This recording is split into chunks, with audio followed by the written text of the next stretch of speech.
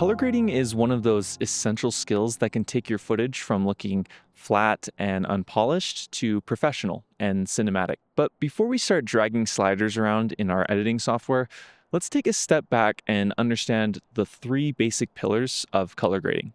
If you have a solid grasp of these concepts, you'll not only get better results, but more importantly, understand the why behind making certain adjustments. The first step in color grading is making sure your footage is in a color space that you can actually work in. What does that mean exactly? Well, when you shoot video, your camera captures color in a specific way. If you're shooting in a log profile like S-Log, C-Log, or V-Log, your footage will look very flat and washed out. That's because log footage is designed to preserve more detail in highlights and shadows, which gives you more flexibility when grading. But you can't just start color grading log footage as is, because it's not meant to be viewed directly. You need to transform it into a more natural looking color space first. That's where Rec 709 comes in. Rec 709 is the standard color space used for most screens, from TVs to phones and monitors. It's the industry default for SDR video, standard dynamic range.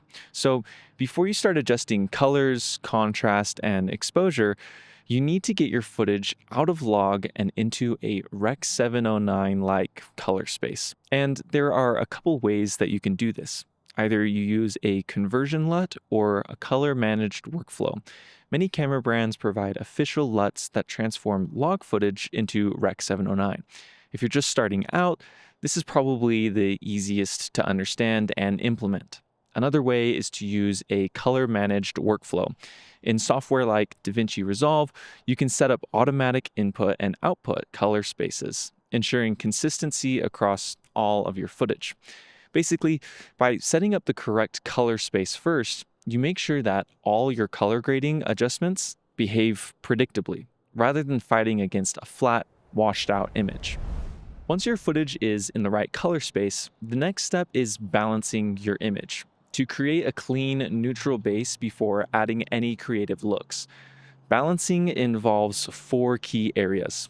The first is exposure, making sure your shadows, midtones, and highlights are at the right levels so nothing is too bright or too dark. Second is white balance, adjusting the color temperature and tint so whites actually appear white, not too blue, not too yellow, not too green or magenta. The third is contrast, ensuring there's a good balance between dark and light areas, so the image doesn't feel too flat or too harsh. And the fourth is saturation, making sure colors look natural and not overly muted or oversaturated. The key here is consistency. If you're editing a scene with multiple shots, you want all your footage to match. If one shot is too warm and the next one is too cool, or if exposure changes from one shot to the next, it can be distracting.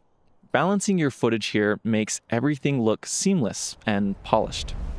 Now that your footage is properly balanced, it's time for the fun part: crafting the final look of your film. This is where you get to make creative choices that enhance mood, emotion, and storytelling. You might adjust color contrast, push warm or cool tones, or apply a LUT to achieve a certain look. Sometimes with these digital cameras, though, your footage may feel a bit too clean, almost clinical or overly sharp. This isn't necessarily a bad thing, especially if you like the clean digital look. But if you're aiming for a more organic filmic look, you'll need to introduce some of the natural imperfections that film has, like subtle grain, halation, or film gate effect. I've done this manually for a lot of my projects, tweaking different settings to get the right texture. But what if I told you there was an all in one solution to achieving this filmic aesthetic? Well, that's where Dehancer comes in. Dehancer is a plugin designed to emulate the photochemical properties of real film stocks. And unlike basic LUT packs that just apply a preset color shift, Dehancer actually replicates the way film behaves. Things like color separation, bloom, and halation, which give film its signature look. I've had my eye on Dehancer for a long time, and just a couple weeks ago, they actually reached out and asked if I wanted to try it. I said yes, and in return, I would share my thoughts on the plugin. I'm free to say whatever I'd like, and honestly, I think it's great, but would only recommend it to those who understand and have experience with the fundamental principles behind color grading. Those three pillars. Dehancer is not a silver bullet that will solve all your problems, especially if you're just learning what color grading is. If that's you, I'd recommend mastering these pillars first. There are so many tutorials out there that can help you learn how to shoot log footage on your specific camera or how to grade using the software you prefer. Only once you're confident in those skills would I recommend getting Dehancer. It's another powerful tool out there to help you excel as a filmmaker. You can get 10% off if you use the code TOPAZ. And if you're interested in learning about other aspects of filmmaking, check out this video here.